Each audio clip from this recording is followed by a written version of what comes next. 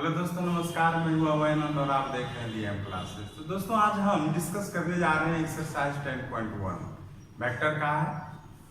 तो देखिए, पहला प्रॉब्लम यहाँ पे बोलता है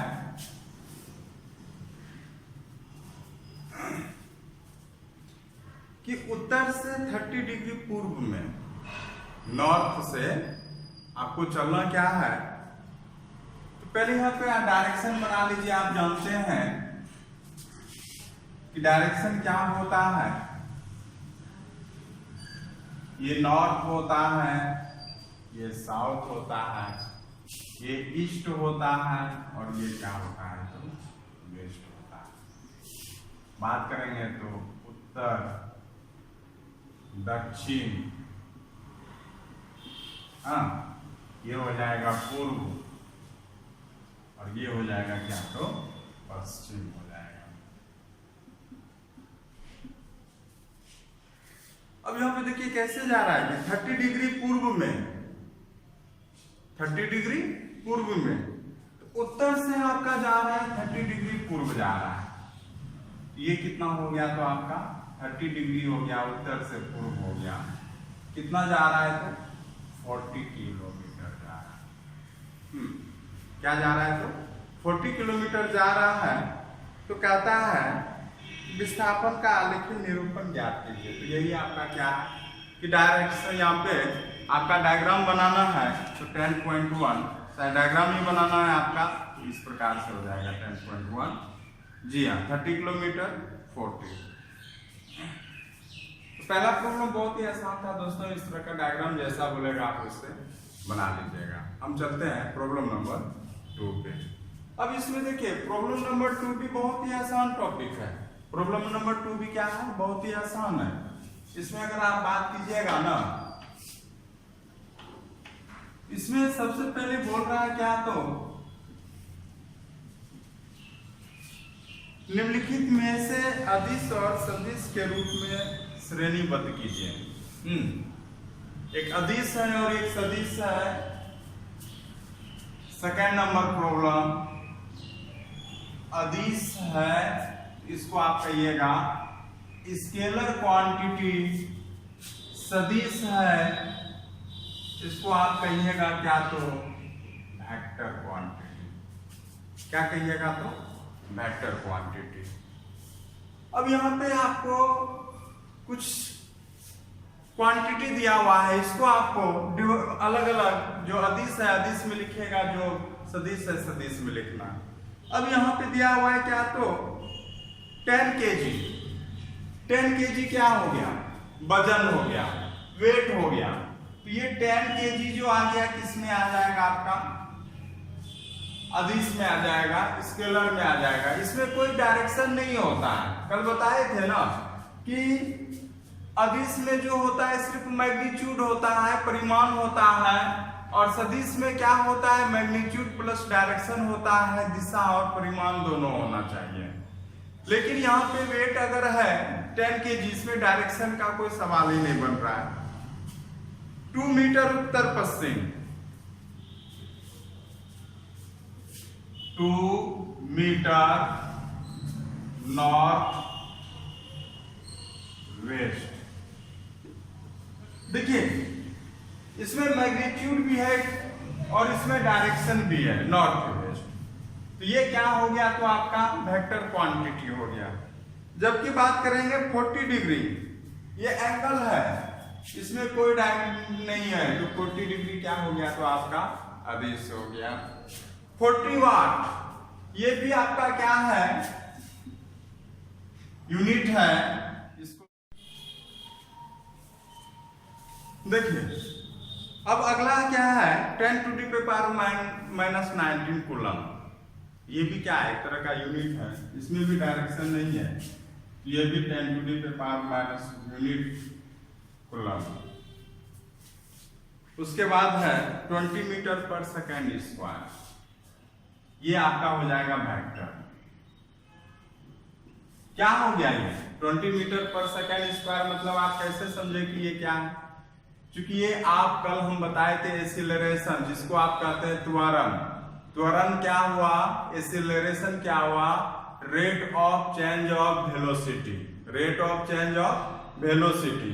तो rate of change of velocity मतलब क्या है कि किसी भी गति के परिवर्तन का दर। जैसे आप मोटरसाइकिल से चलते हैं तो आप एक गति से जा रहे हैं, कभी ब्रेक मारिएगा स्लो हो जाइएगा, कभी हाई स्पीड में चलिएगा, कभी इस तरह से क्या होगा कि आपका गति में परिवर्तन होता रहेगा। तो वही आपका क्या है, एक्सीलरेशन है। और यहाँ पे देखिए आपका क्या है कि आपको डायरेक्शन भी है चेंज हो रहा है। तो यहाँ पे आप क्या करिएगा, इसको क्या कहिएगा, तो ये दो क्या हो गया, तो ये सदिश हो गया, ये दो क्या हो गया, तो सदिश हो गया। अब बाकी जो हो गया वो क्या हो गया, तो अदिश हो गया। तो ये चार क्वांटिटी आपका अदिश हो गया। तो इसमें सदिश सदिश में आपको डिफिनेशन के आधार पे जानना है कि किसमें मैग्नीट्यूड होता है सिर्फ, और किसमें डायरेक्शन प्लस मैग्नीट्यूड दोनों होता है। उसके आधार बेसिस पे आप इसको डिवाइड कर सकते हैं। फिर चलिएगा दोस्तों, अगला क्या है, निम्नलिखित को आप सदिश राशियों के रूप में श्रेणीबद्ध कीजिए। फिर वही देखिए, तीसरा नंबर भी वही है, क्या है, तो एक तरफ अदिश लेते हैं और एक तरफ क्या लेते हैं, तो स्केलर ले लिया, अदिश ले लिए, स्केलर हो गया, ये है कि नहीं है, और एक तरफ क्या हो गया, तो आपका सदिश हो गया, ये क्या हो गया, तो आपका वेक्टर हो गया, है कि नहीं, क्या हो गया, तो वेक्टर हो गया। अब कहता है कि समय कालांश, समय टाइम, समय टाइम जो आएगा आपका इसमें अदिश में आएगा, इसमें कोई डायरेक्शन नहीं होता।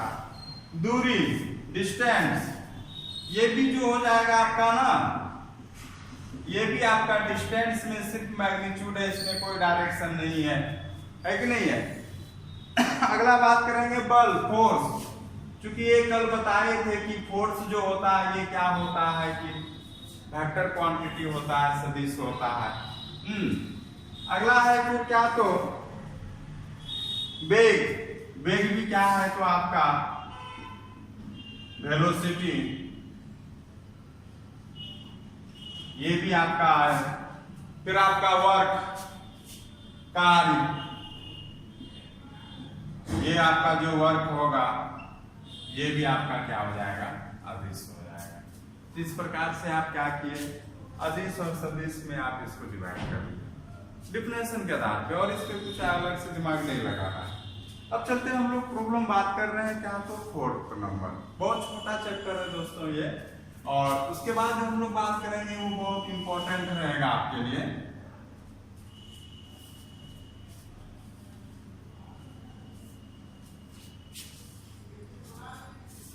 देखिए फोर्थ में एक डायग्राम पहले आप बना लीजिए।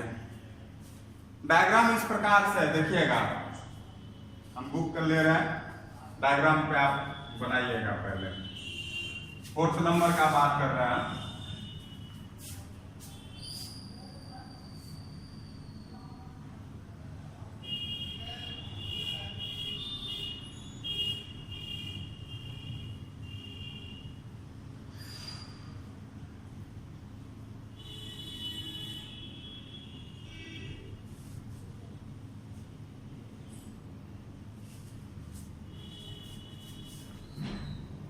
अब इस डायग्राम से आपको ये पता करना है कि सह-आदिम कौन है।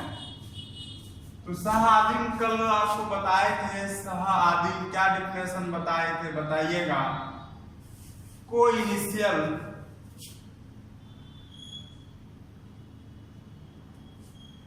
तो हमने बताया था कि एक ही पॉइंट से दो या दो से अधिक जब भी वेक्टर निकले, एक ही पॉइंट से, मतलब है जितना भी दो या दो से अधिक वेक्टर होगा उसका जो कॉमन होगा वो इनिशियल पॉइंट क्या होगा, कॉमन होगा। अब यहीं पे देखिए एक से ज्यादा कौन निकल रहा है, यहाँ पे देखिए आपका एक ए निकल रहा है और एक बी निकल रहा है। देख लीजिए आप, यहाँ पे एक निकल रहा है, यहाँ से इसी पॉइंट से एक ए निकल रहा है, और सॉरी ये क्या निकल रहा है, तो डी निकल रहा है। दो वेक्टर हो गया। बाकी इस जगह से देखिए एक निकल रहा है, इसी जगह से एक निकल रहा है, इस जगह से दोनों मिल रहा है, यहाँ तो निकल ही नहीं रहा है। तो ये आपका इसी यहाँ पे दो या दो से अधिक यहाँ पे मिल गया। दूसरा क्या है, समान वेक्टर। क्या है, समान वेक्टर। तो समान वेक्टर को क्या बोलते थे, समान सदिश। समान सदिश क्या हो जाएगा तो आपका इक्वल वेक्टर हो जाएगा। क्या हो जाएगा तो इक्वल वेक्टर हो जाएगा। क्या हो जाएगा? Same magnitude same direction. हाँ, समान के लिए क्या डिफिनेशन था? इक्वल मैग्नीट्यूड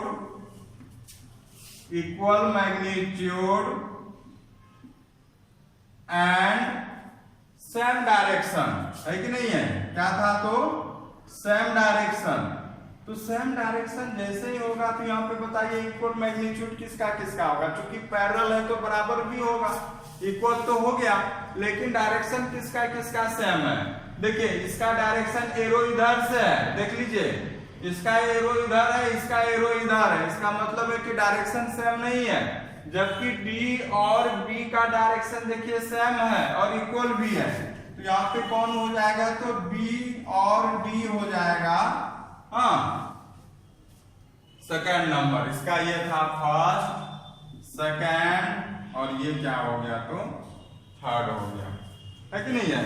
संरेख परंतु असमान, कोलिनियर परंतु बट अनइक्वल, है कि नहीं है?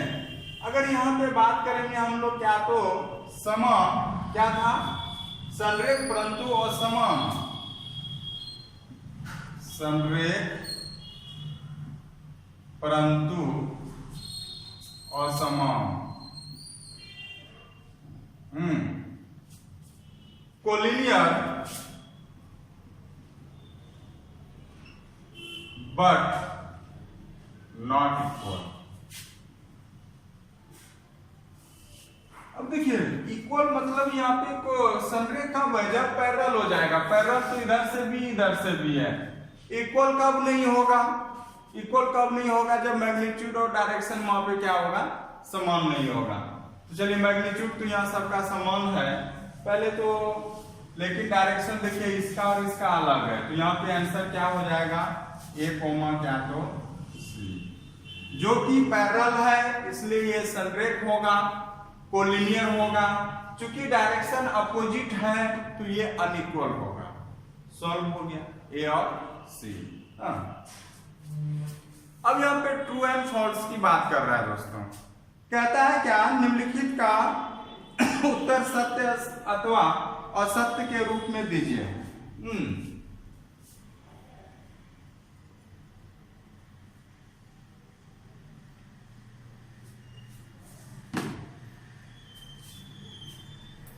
पहला कहता है ए तथा माइनस से संरेख है। जी हाँ, पहला सत्य है, फॉल्स ट्रू के ये 8 नंबर का। सेकेंड नंबर कहता है दो संरेख सदिशों का परिणाम सदैव समान होता है। तो यहां पे देखिएगा कि दो संरेख की बात कर रहा है। तो संरेख कब होता था? कोलिनियर कब होता था? जब आपस में पैरेलल हो। हाँ, लेकिन जरूरी नहीं है। अगर यहाँ पे पैरेलल है, समझे बात को, अगर यहाँ पे पैरेलल है तो ये क्या होगा? हमेशा इक्वल होगा। ये जरूरी नहीं है, इसलिए ये क्या हो गया तो आपका फॉल्स हो गया। समझे बात को? आप समझ लीजिए और वहां पे आप फॉलो कीजिएगा। थर्ड नंबर प्रॉब्लम कहता है कि समान परिणाम वाले दो सदिश संरेख होते हैं। जरूरी नहीं है। अगर यहाँ पे मान के चलिए दो क्या है? समान परिमाण वाले, तो समान परिमाण आप ले लिए, ए ले लिए और ये भी बी ले लिए। क्योंकि यहाँ पे आपका क्या है? मोड ए इक्वल टू क्या है? मोड बी है। अब बताइए क्या अगर ये दोनों पैरेलल नहीं है तो क्या आपका कोलिनियर होगा, संरेख होगा? नहीं होगा। तो ये भी क्या हो जाएगा तो आपका फॉल्स हो जाएगा। फोर्थ नंबर कहता है कि समान परिणाम वाले दो संरेख सदिश समान होते हैं। ये भी क्या है तो आपका असत्य है। ये भी जरूरी नहीं है कि सेम कंसेप्ट लग जाएगा। इस प्रकार से ये एक्सरसाइज खत्म हुआ। इस एक्सरसाइज में कोई जान नहीं है। हम बात कर रहे हैं क्या तो अगले टॉपिक पे।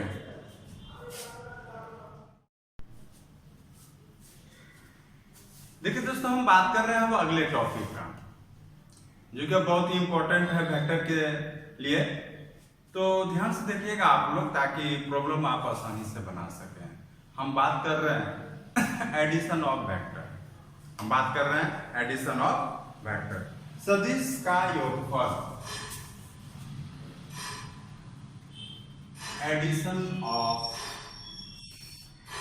वेक्टर, सदिशों का योगफल।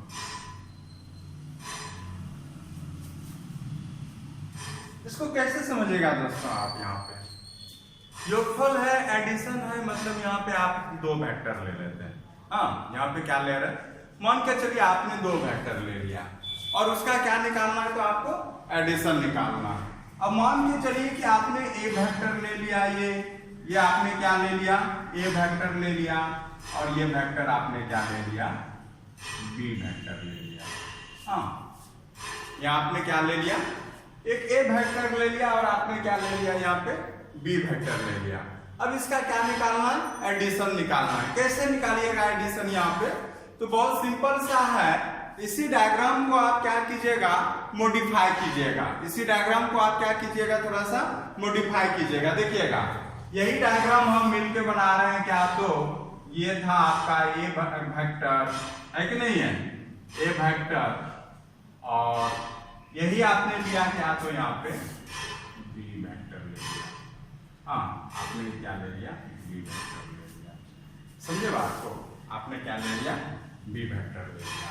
अब यहाँ पे करना क्या है आपको, चलिएगा, तो ये जो वेक्टर हो जाएगा ना,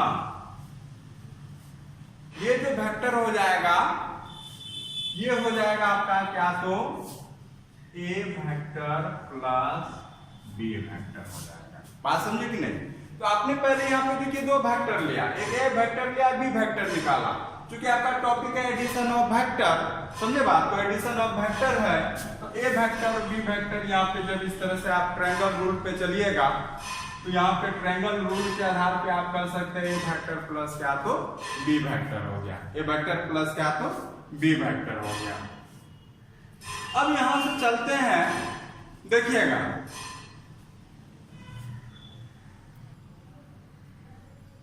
अब यहां पे आप चलते हैं कि a प्लस बी वेक्टर कर रहे हैं। जैसे ही आप यहां पे क्या कर रहे हैं, a vector plus B vector, नाम भी दे दीजिए इसका, a b c दे दिए।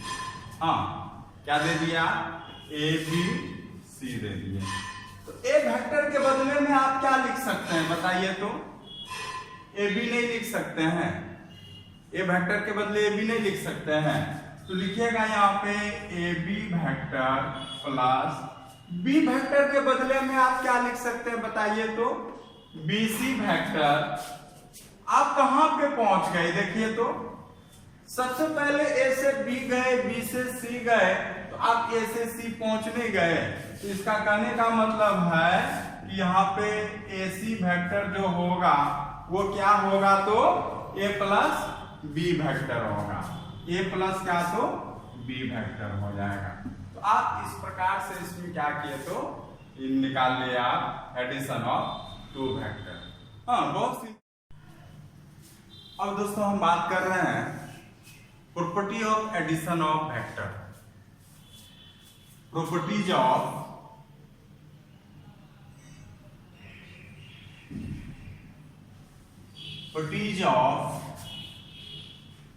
Addition of vector.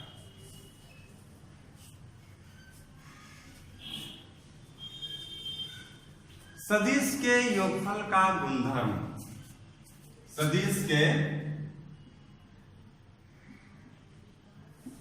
गुणधर्म का योगफल, गुणधर्म, सदिश के योगफल का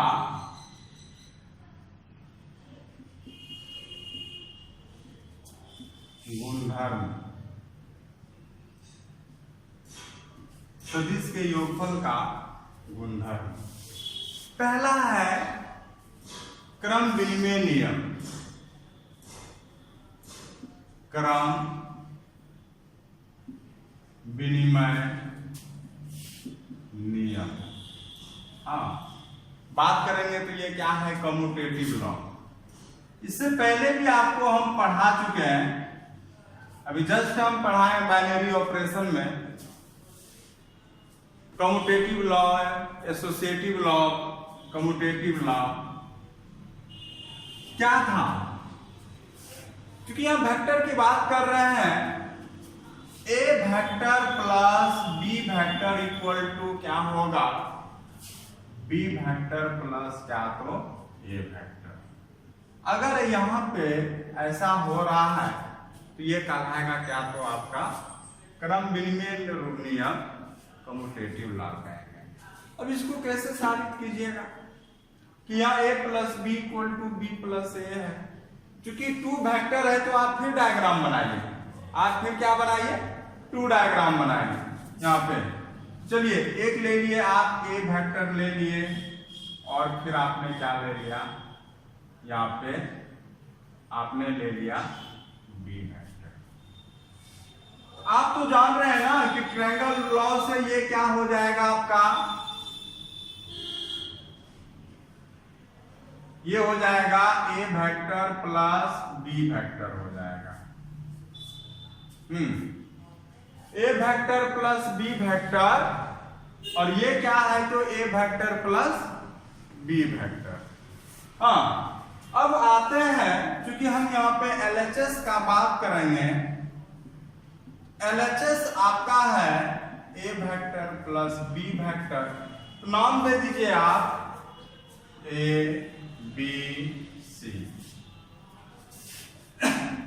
ए वेक्टर के बदले अभी क्या लिख सकते हैं, ए से बी जा रहे हैं ना, तो क्या हो जाएगा A B plus B vector के बदले आप क्या लिख सकते हैं, बी सी लिख सकते हैं। क्या लिख सकते हैं तो बी सी लिख सकते हैं, है कि नहीं है। तो बराबर क्या हो जाएगा बताइए तो, ए से बी गए, बी से सी गए, ए से सी गए कि नहीं है। तो यहां से आप लिख सकते हैं क्या तो ए से सी वेक्टर, है ना, ए से क्या गए सी वेक्टर। अब देखिएगा, अब इसके पैरेलल आप ड्रॉ कर लीजिए।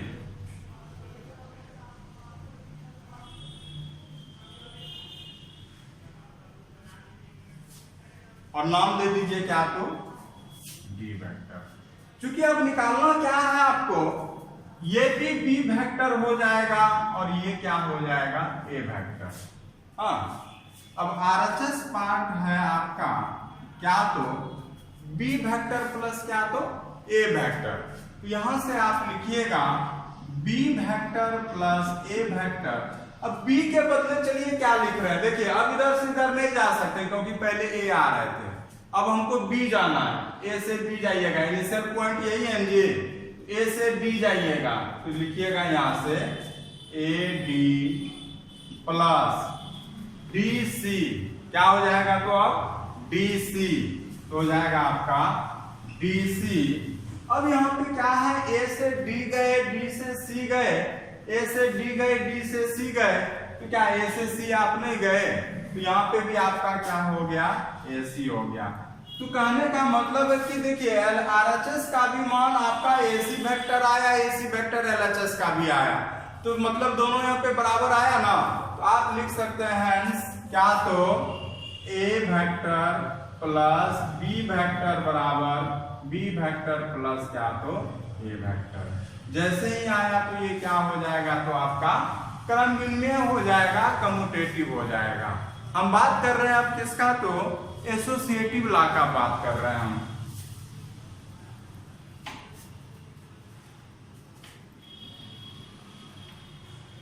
इसको भी ध्यान से देखिएगा दोस्तों, बहुत आसान है ये सब टॉपिक, उतना भारी नहीं है जितना आप लोग यहाँ पे समझते हैं। तो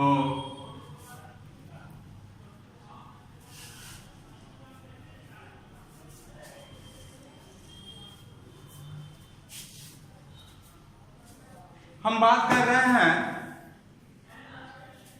एसोसिएटिव लॉ सेकेंड।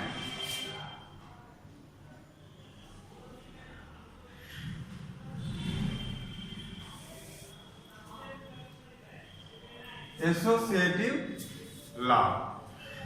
ये हो गया क्या, तो एसोसिएटिव लॉ हो गया आपका क्या, तो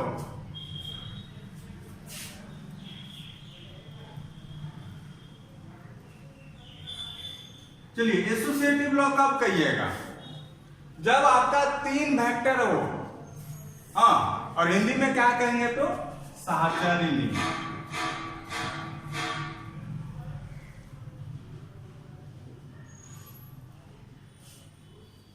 साहचर्य नियम, एसोसिएटिव लॉ, साहचर्य नियम। अब यहां पे अगर हम बात करेंगे कि ये कब कहलाएगा एसोसिएटिव, कब कहलाएगा, जब यहाँ पे 3 वेक्टर दिया हुआ हो, क्या हो, 3 वेक्टर दिया हुआ हो। तो हम यहाँ पे देखिएगा, डायग्राम समझिएगा, साहचर्य के लिए क्या होगा, A vector plus B vector plus C vector equal to A vector plus B vector plus C vector. हाँ, ये दोनों अगर इक्वल होता है तो क्या कहलाएगा, तो ये एसोसिएटिव लॉ कहलाएगा। अब इसको कैसे प्रूव कीजिएगा दोस्तों कि इसका मान बराबर है, तो इसको देखिएगा, एक सिंपल सा डायग्राम बनाएंगे। यहाँ पे कितना वेक्टर का यूज हो रखा है, यहाँ पे 3 वेक्टर का यूज हो रखा है, बात समझे कि नहीं। यहाँ पे कितना वेक्टर का यूज हो रखा है, 3 वेक्टर का। तो आप लेते हैं 3 वेक्टर, देखिए डायग्राम बना रहे हैं हम। आपने ले लिया यहाँ पे ए वेक्टर, आपने ले लिया यहाँ पे ए वेक्टर, हाँ, फिर आपने ले लिया क्या, तो बी वेक्टर,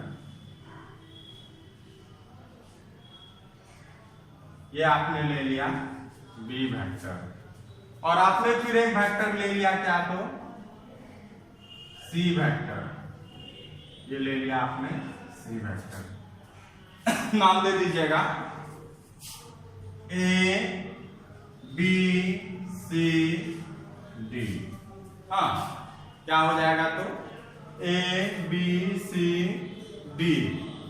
अब यहां पे आपको निकालते हैं रिजल्ट, तो फाइनल रिजल्ट जानते हैं क्या हो जाएगा, ये वाला जो हो जाएगा आपका फाइनल रिजल्ट हो जाएगा, क्योंकि इनिशियल पोजीशन यही था आपका, याद कीजिएगा, इनिशियल पोजीशन यही था, प्रारंभिक बिंदु यही था, और अंतिम बिंदु फाइनल पॉइंट यही है, समझे बात को।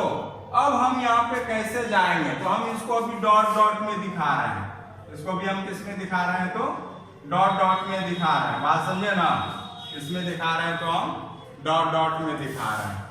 अब चलिएगा, हम यहाँ पे फॉलो कर रहे हैं LHS RHS पार्ट को, और दिखाने का कोशिश कर रहे हैं ये दोनों क्या है, तो आपका इक्वल है। चलिए LHS क्या है, ध्यान दीजिएगा दोस्तों, LHS क्या है, A vector plus B vector plus C vector, इसी के बदले लिखना है ना। अच्छा, ये यहाँ पे ए वेक्टर क्या है बताइए, तो ए से बी आपने गए हैं, ए से बी, तो यहाँ पे हो जाएगा ए से बी प्लस बी के बदले आप क्या लिख सकते हैं बताइए, तो बी से बदले बी सी, यहां से लिख सकते हैं आप बी सी और प्लस क्या, तो सी वेक्टर। चलिए सी के बदले भी नाम दे दीजिए, सी के बदले आप क्या गए, सी से डी गए, कहां गए, तो आप सी से डी गए, तो हो जाएगा आपका क्या, तो यहां से सी से डी वेक्टर। अब देखिएगा दोस्तों, ए से बी, बी से सी गए, आप ए से बी, बी से सी गए, तो आपको एक रिजल्ट यहाँ पे ये क्या मिला बताइए, तो ये मिला ए वेक्टर प्लस बी वेक्टर, मिला कि नहीं मिला। ये क्या हो गया, ए से सी आया ना, तो ये क्या हो गया, तो ए से सी चले गए आप, हाँ, क्योंकि ये वेक्टर प्लस बी वेक्टर किए तो ए से सी चले गए। अब यहाँ पे ए से सी गए प्लस सी से डी गए, देखिएगा अब की बार कहां से कहां जा रहे हैं, ए से सी गए, देख लीजिए यहाँ पे ए सी है, ए से सी गए, सी से डी गए, तो अब फाइनल हम लोग कहां पहुंच गए, तो पहुंच गए हम लोग क्या, तो एडी पे पहुंच गए, नहीं पहुंचे क्या, ए से सी गए, सी से डी गए, तो ए से डी नहीं पहुंच गए, पहुंचे ना। अब चलिए इसका मान फाइनल रिजल्ट कितना आया, तो एडी आया, हमने बोला भी था ये फाइनल रिजल्ट क्या आएगा, तो आपका एडी आएगा। फिर चलिएगा आरएचएस पार्ट, जैसे ही आप यहाँ पे गए, अब आरएचएस क्या है कि ए वेक्टर प्लस क्या तो बी वेक्टर क्या तो प्लस सी वेक्टर, क्या तो सी वेक्टर। अब यहाँ पे आते हैं ए वेक्टर के बदले में फिर आप क्या लिख सकते हैं बताइए, तो ए से बी नहीं लिख सकते हैं क्या, ए से बी लिख सकते हैं।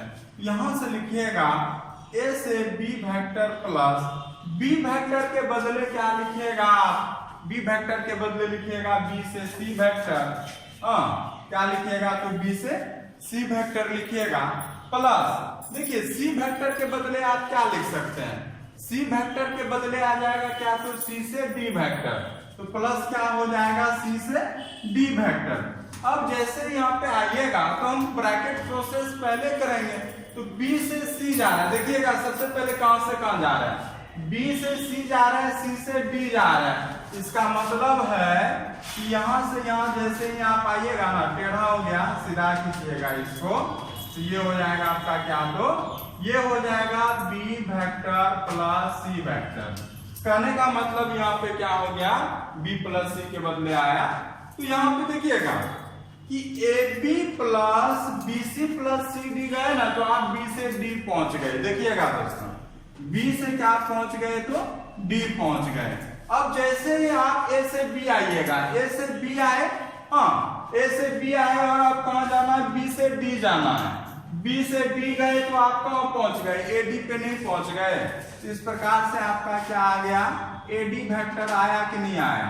आप देखते हैं कि एलएचएस और आरएचएस का मान क्या है, बराबर है, तो आप यहां पे लिखिएगा हैंस, अतः क्या तो A vector plus B C vector equal to A vector plus B vector plus क्या तो सी वेक्टर। और जैसे ही ये इक्वल हुआ तो ये क्या, कौन सा लॉ कहलाएगा, ये कहलाएगा एसोसिएटिव लॉ कहलाएगा, साचर्य नियम कहलाएगा। हम बात कर रहे हैं अगले प्रॉपर्टी का,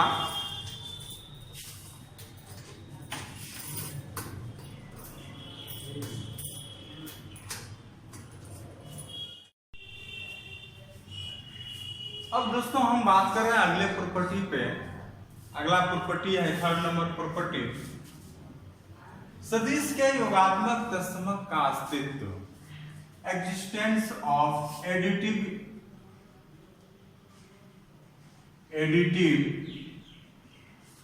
आइडेंटिटी। इसका मतलब क्या हुआ दोस्तों, कि किसी भी वेक्टर में क्या जोड़ेंगे, जीरो वेक्टर जोड़ेंगे ताकि उसका मान कभी ना बदले।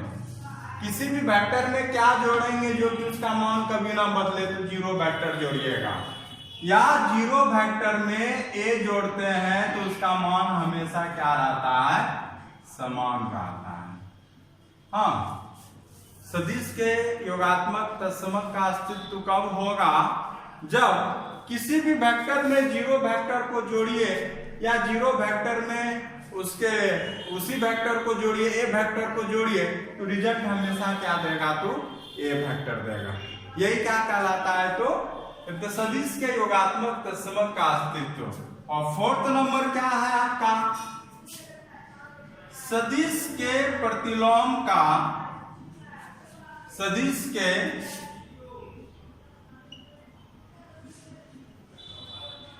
प्रतिलोम का अस्तित्व।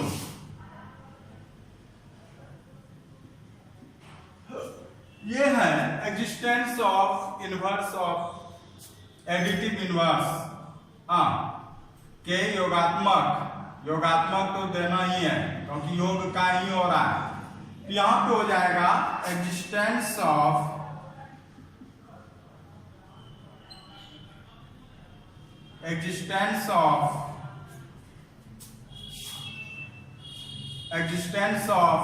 एडिटिव इनवर्स इसमें क्या है, अगर कोई भी ए वेक्टर है, इसके अगर निगेटिव वेक्टर से जोड़ते हैं या किसी भी निगेटिव वेक्टर को आप पॉजिटिव वेक्टर के साथ जोड़ते हैं तो उसका रिजल्ट हमेशा क्या देता है, 0 देता है। क्या देता है, 0 देता है। बहुत सिंपल था दोस्तों इस तरह का।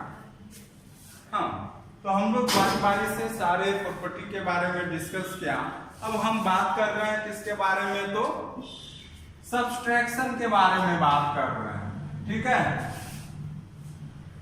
तो लिखते हैं यहाँ पे subtraction of two matrix.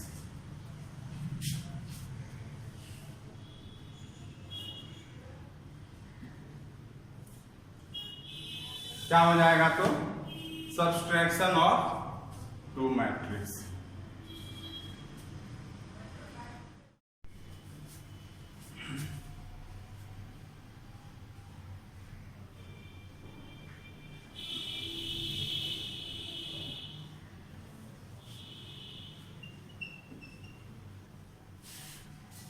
Two vector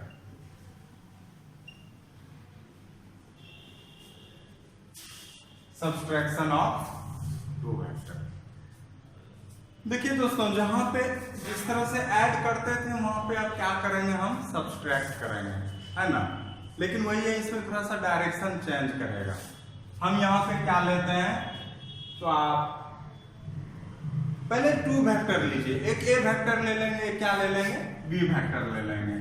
तो यहाँ पे सब्सट्रैक्शन ऑफ टू वेक्टर मतलब हो गया वेक्टर ए माइनस क्या, तो वेक्टर क्या हो गया, तो बी हो गया, है ना। वेक्टर ए क्या हो गया, तो वेक्टर क्या हो गया, तो बी हो गया। अब जैसे ही आप वेक्टर ए ये लिए, ये ए से बी गए और ये आप क्या ले लिए, वेक्टर बी ले लिए। ये वाला वेक्टर क्या कहलाता था, ए वेक्टर क्या, तो बी वेक्टर कहलाता था। लेकिन जैसे ही आप इसका डायरेक्शन किधर से किधर है, इधर से इधर है और इसका इधर से इधर है, ये सी ले लिए, ये आपने क्या ले लिया, सी ले लिया। लेकिन जैसे ही आपने डायरेक्शन चेंज किया, क्योंकि आपको क्या चाहिए, आपको ये इस तरह भी तो लिख सकते हैं इसको, ए वेक्टर प्लस माइनस क्या, तो बी वेक्टर। आप लिख सकते हैं कि नहीं, A vector plus minus B vector अगर आप लेते हैं तो यहाँ पे क्या हो जाएगा, जैसे ही यहाँ पे देखिए आप माइनस बी किए, आपने यहाँ पे माइनस बी किया तो इसका डायरेक्शन क्या हो जाएगा, चेंज हो जाएगा। डायरेक्शन क्या हो जाएगा, तो चेंज हो जाएगा। ये कहलाया माइनस बी वेक्टर। हाँ, और यहां से यहां जैसे ही आप इसको मिला देते हैं, डॉट डॉट से ही दर्शा दीजिए या दिखा दीजिए, कोई दिक्कत नहीं है, और नाम दे दीजिए इसका क्या, तो डी। तो यहां से बताइएगा, अगर a माइनस बी अगर आप निकालते थे तो a वेक्टर के बदले क्या लिखिएगा, a से b लिखिएगा। अब प्लस माइनस बी के बदले अब क्या लिखिएगा, bd नहीं लिखिएगा, क्या लिखिएगा, bd लिखिएगा। तो यहां से क्या हो जाएगा, ये bd वेक्टर, और इस प्रकार से क्या हो जाएगा रिजल्ट यहाँ पे, तो ad वेक्टर। जैसे ही आपका बात हुआ क्या, तो a माइनस बी का मान अगर आपको निकालना है तो आप इस तरह से करेंगे। हाँ, माइनस को पहले यहाँ पे आप माइनस बी में कर लेंगे, प्लस कर लेंगे, उसके बाद फिर यहाँ पे आप मान बैठा के क्या कीजिएगा, निकाल दीजिएगा। समझे बात को। तो हम यहाँ पे बात कर रहे थे, तो देखिए इसमें एक थोड़ा सा इंपॉर्टेंट आपको हम करा देते हैं, लिखने कैसे लिखना है माइनस में।